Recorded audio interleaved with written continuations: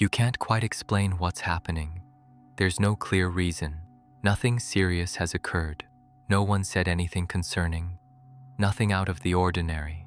And yet, there's a feeling, a subtle tension, almost unnoticeable. Like something is about to happen. Like something isn't right. Have you ever felt this? It's not direct fear. It's not intense anxiety. It's more subtle, more quiet, but constant. A kind of background alert. Like a system that never fully shuts off. So let me ask you, if nothing is happening, why does your body react as if it is? If there's no real danger, why does this feeling exist? This is a question that completely changes how you understand your own mind. Because most of the time, this feeling doesn't come from the present. It comes from a system that hasn't stopped predicting. There's a model in neuroscience called predictive processing, and it proposes something fascinating. The brain doesn't wait for reality to happen. It tries to anticipate. It builds scenarios, simulates possibilities, and prepares responses before any real event takes place. This means that even in neutral moments, the brain may still be projecting risk. Think about that. If the brain works through prediction, and if it has been exposed to uncertainty, or moments where something unexpected happened, it learns a pattern. The pattern that something could go wrong. And that pattern doesn't simply disappear, it stays active. Even when the current situation is safe, this creates something very specific, a feeling with no obvious cause, but with an internal origin. Let me ask you something. Have you noticed that this feeling tends to show up more during quiet moments? When everything slows down? When there are no distractions? That's not a coincidence. When the external world quiets, the internal system gets space, and what was in the background comes forward. There's a concept that helps explain this. Baseline vigilance. It's the level of alertness the brain maintains even at rest. A kind of continuous monitoring. Subtle, but active. This system was essential for survival, because detecting risk before danger appears increases the chances of protection. But here's the key point. This system wasn't designed to shut off easily. It was designed to keep running, and when it stays active for too long, it starts interpreting neutrality as uncertainty, and uncertainty, for the brain, can mean risk. Now imagine this in real life. You're at home. Everything is calm, no demands, no visible problems. But the brain doesn't find clear signals of safety, and when it doesn't find safety, it maintains alertness. And that alertness doesn't show up as a clear thought. It shows up as a feeling, a mild restlessness, a subtle tension in the body, a shapeless expectation, like something is about to happen. Notice something interesting. This feeling doesn't ask for logic. It asks for preparation, and that's exactly what the brain tries to do. Prepare you, even without knowing what for. Let's go a bit deeper. There's a concept called intolerance of uncertainty. People who are more sensitive to uncertainty tend to experience this state more intensely, because the brain tries to fill in what isn't clear, and when it can't fill it with certainty, it fills it with possibility, and often, negative possibility. So tell me, how many times have you thought, everything is fine, but it doesn't feel like it is? Do you see the paradox? Reality says one thing. The internal system suggests another, and that creates discomfort. There's an even deeper detail here. The brain doesn't need strong evidence to activate alertness. It needs ambiguity. Ambiguity is enough. A neutral response, an unexpected silence, a slight bodily sensation. All of this can be interpreted as something off. And when something feels off, the system enters verification mode, and that mode isn't quiet. It generates sensation, it creates anticipation, it produces tension. Now think about this. What if this feeling isn't a problem, but a system trying to protect you? What if what you're feeling isn't a mistake, but a mechanism working beyond what's necessary? That shift in perspective changes everything, because instead of fighting the feeling, you begin to understand where it comes from. And when something makes sense, it stops feeling like a threat, but there's still more happening. Something that makes this feeling repeat itself and often intensify, because it's not just the brain predicting, it's the body responding. And that response creates a cycle that keeps this feeling alive. And that's exactly what begins to explain why, even when everything seems fine, something inside you still feels like it isn't. See if this makes sense. If there is a constant feeling that something might happen, the body doesn't stay neutral. It begins to adjust, even if you don't consciously notice it. Small changes start to take place. Your breathing becomes slightly shorter. Your muscles hold a subtle tension. Your attention expands, trying to detect signals. Your heart rate may increase just a little. Nothing extreme, nothing obvious, but enough to shift your internal state. And this happens for a very specific reason. The brain does not operate alone. It is deeply connected to the body. And this connection works in both directions. The brain interprets signals from the body, and the body responds to signals from the brain. This creates a loop, a continuous loop, and in many cases, an automatic one. There's a concept in neuroscience called prediction error. It describes something important. The brain is constantly comparing what it expects with what actually happens. When there is a mismatch, it detects an error, and it tries to correct it. But here's the key point. When the brain expects something negative and doesn't find clear confirmation that everything is fine, that error doesn't resolve. It remains active. And when it remains active, the system keeps trying to adjust, trying to predict more accurately, trying to understand what isn't clear, and that ongoing attempt creates activation, an activation that doesn't settle, because there's no concrete event to close the process. Think about this. If the system is activated, and the body responds to that activation, what you feel isn't just thought, it's a state, it's physiology, it's the body entering a mild preparation mode. This state is known as low-level sympathetic activation.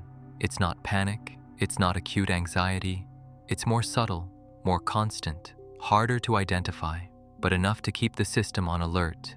And when the body enters this state, it sends signals back to the brain. Signals like tension, short breathing, increased heart rate, a sense of restlessness, and the brain interprets those signals, but not as a response to a thought. It interprets them as evidence, as if the body were saying, something is happening. Do you see the loop?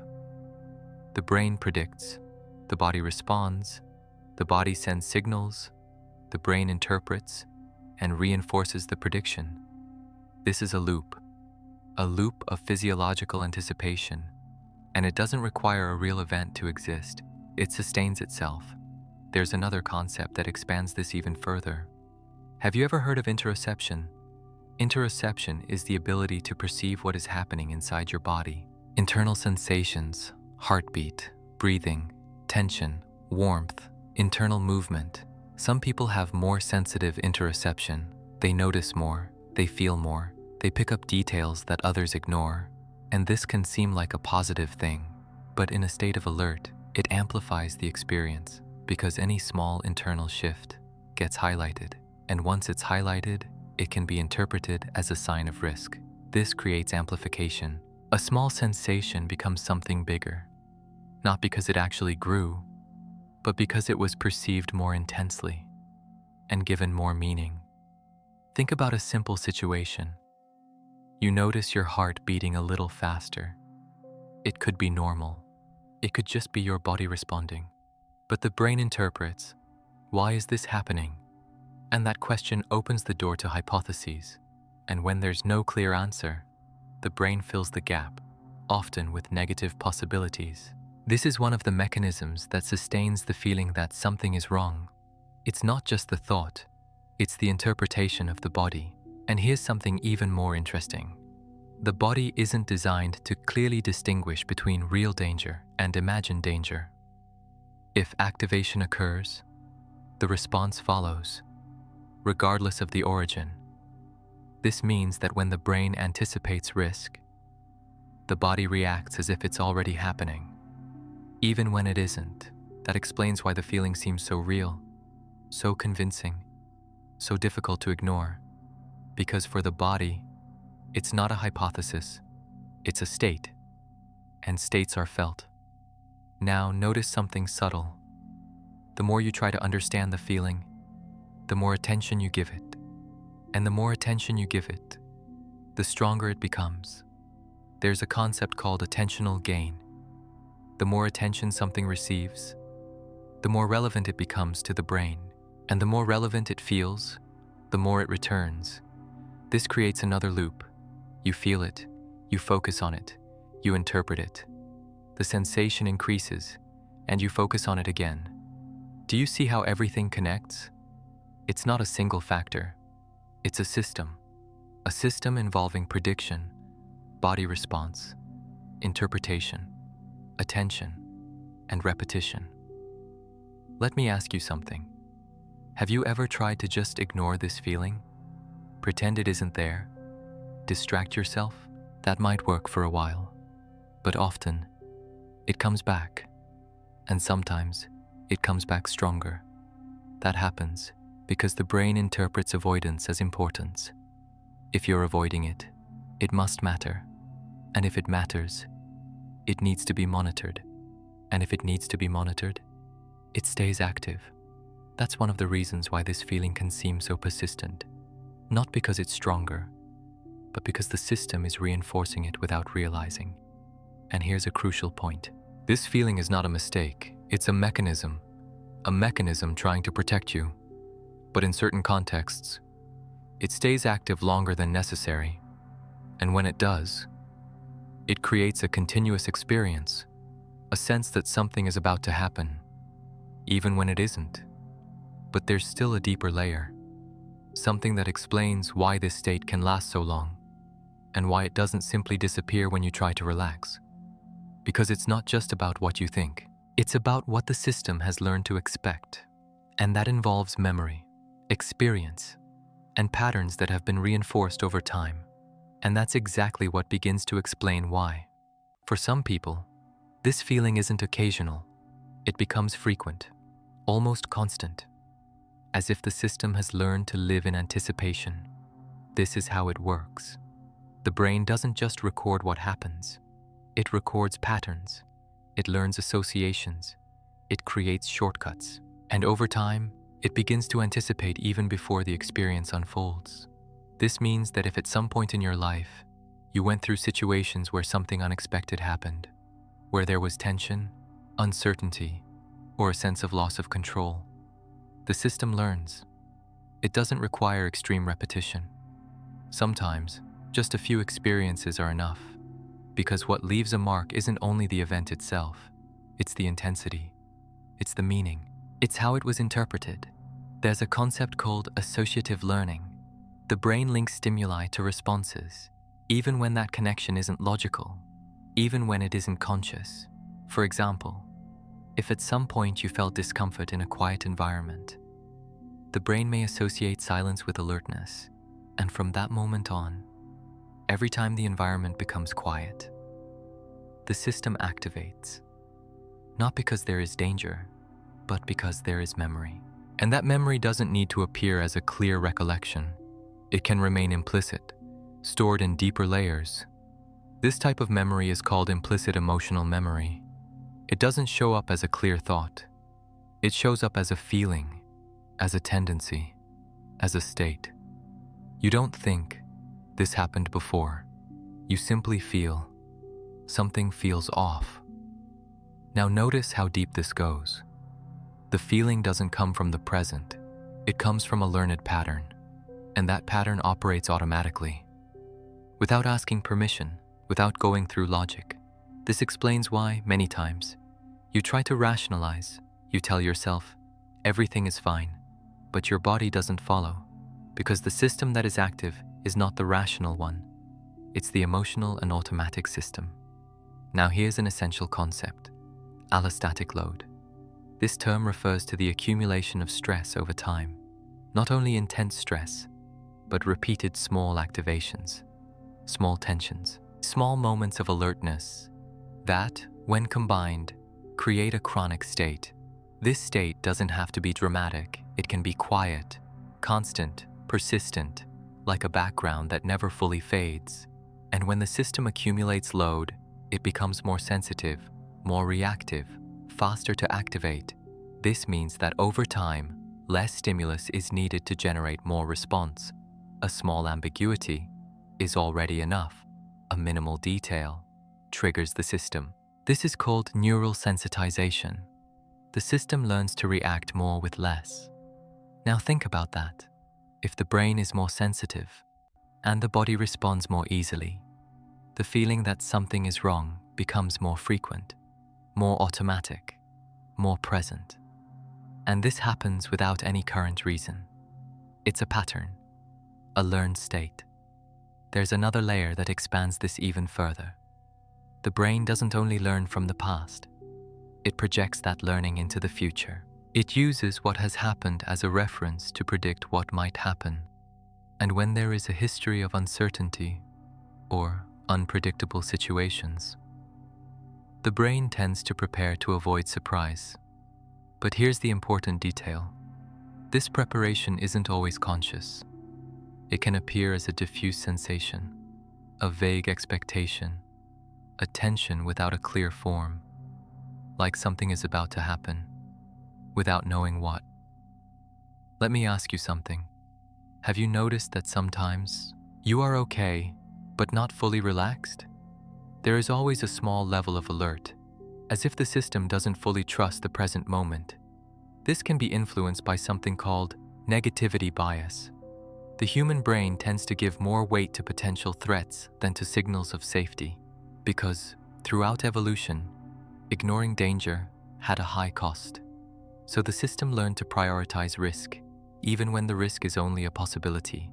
And this creates an interesting effect. Safety doesn't capture as much attention, but the possibility of something going wrong does. This keeps the brain monitoring, continuously, without a full pause. Now combine everything we've seen so far: prediction, sensitization, implicit memory, body response, attention, and you begin to see that this feeling is not isolated. It is the result of an entire system working together, and working fast, very fast, before you even notice. There's an even deeper detail. The brain prefers to make mistakes on the side of excess rather than absence. It prefers to activate alertness when it's not necessary, rather than fail to activate when it is, because the cost of a false positive is low, but the cost of a false negative can be high. This means the system is naturally biased toward alertness, and in some people, this system becomes more active than necessary. Notice how this shows up. You are not in danger, but you feel as if you are. There is no concrete problem, but there is expectation. There is no clear reason, but there is a persistent sensation. And the more you try to find a cause, the harder it becomes to explain. Because the origin is not in the present, it is in the pattern.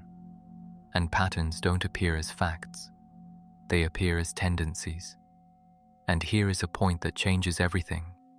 If this is a learned pattern, then it can be reinforced, or it can be weakened. And many times, without realizing, your own behavior reinforces it.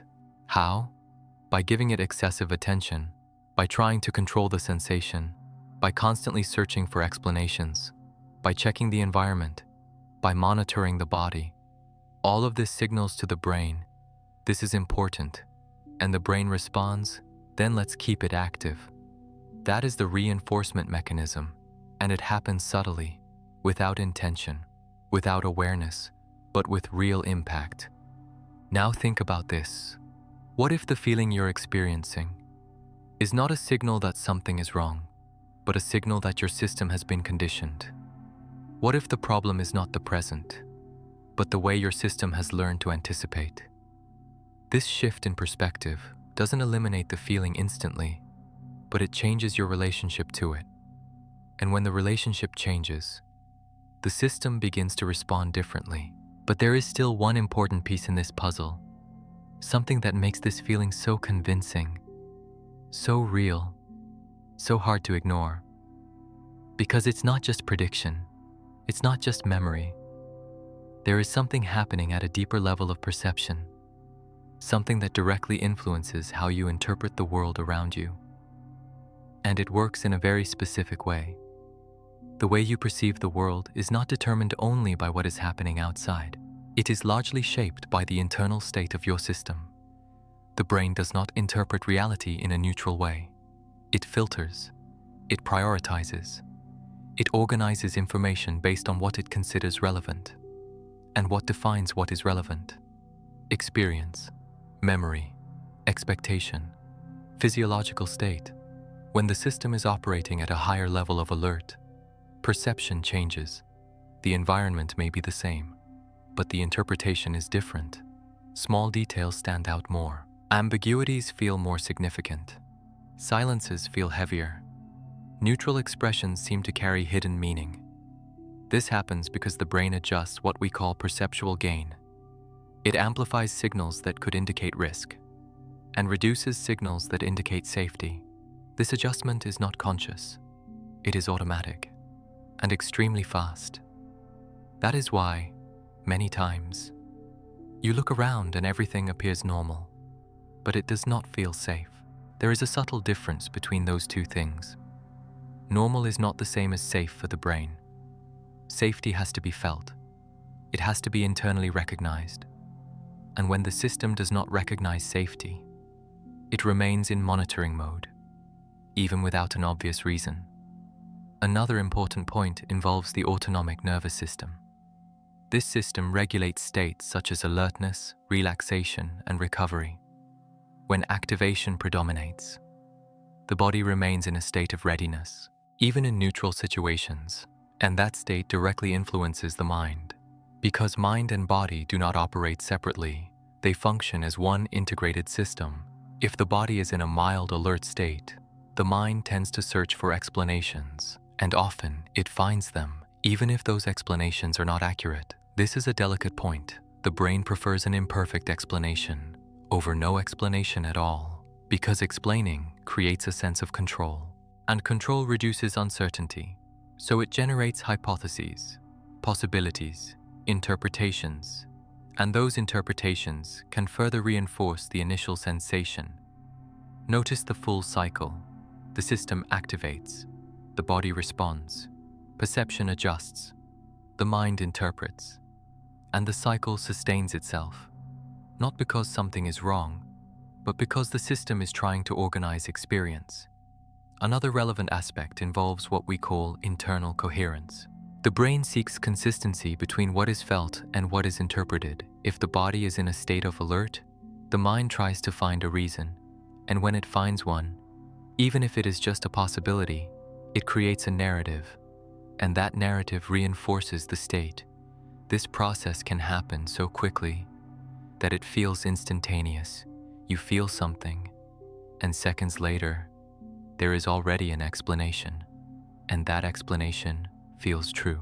But many times, it is simply consistent with the state, not necessarily with reality. This detail changes everything, because it shifts the focus. It is no longer about what is happening out there. It becomes about how the system is operating in here. And when this understanding deepens, something begins to shift. The sensation may still appear, but the way you interpret it changes. And when interpretation changes, its impact decreases, because the brain stops treating it as an immediate threat and starts recognizing it as an internal state. That reduces urgency, reduces the need for reaction, reduces activation. There is also an important element related to time. The system was not designed to stay in continuous alert. It naturally alternates between activation and recovery, but when that alternation is disrupted, the alert state becomes prolonged, and when it becomes prolonged, it starts to feel familiar, almost like a background setting. And what is familiar begins to feel normal, even when it is not the optimal state. This is why many people live with this sensation for long periods, without fully understanding why, without realizing that there is a physiological and learned basis sustaining it. But a shift is possible. A shift in perception, a shift in interpretation. When you begin to understand that this feeling is not a real warning, but a system anticipating, something reorganizes. You stop reacting automatically and begin to observe. You stop trying to eliminate and begin to understand. And that shift alone already changes how the system functions, because it reduces reinforcement, reduces the sense of threat, reduces the cycle. Let me ask you something. How many times have you felt that something was wrong and later realized that nothing actually happened? Those moments matter because they reveal something fundamental. The feeling can be strong, but it is not necessarily true. And when that distinction becomes clear, you begin to create internal space between what you feel and what you believe. And that space changes everything, because it is within that space that the system begins to slow down, not by force, but by understanding. And little by little, that constant sensation begins to lose intensity, not because it disappears completely, but because it is no longer interpreted as a threat. And when it is no longer a threat, it is no longer a priority. And when it is no longer a priority, the brain reduces activation and the cycle begins to dissolve. If any part of this resonated with you, it might be worth pausing for a moment and reflecting. What stood out the most? Was it understanding that the brain predicts before reality? Was it recognizing the role of the body in this process? Was it realizing that the feeling may come from learned patterns? Or was it noticing that not every sensation needs to be treated as truth? If you want, you can share that. It could be a sentence, a realization, or even a question, because very often, what you are able to name begins to lose its power to confuse. And when that happens, something inside you starts to reorganize. And there is one more important detail that connects all of this to a deeper level of understanding. Because in many cases, this feeling that something is about to happen is not just anticipation. It is connected to a deeper state, a state in which the system cannot truly rest, as if something prevents full relaxation, as if there is an internal barrier that keeps everything running. And that is exactly what begins to explain why, even when you try to rest, something inside you won't let you. And that opens the door to the next question. If the body wants to rest, why won't the mind allow it?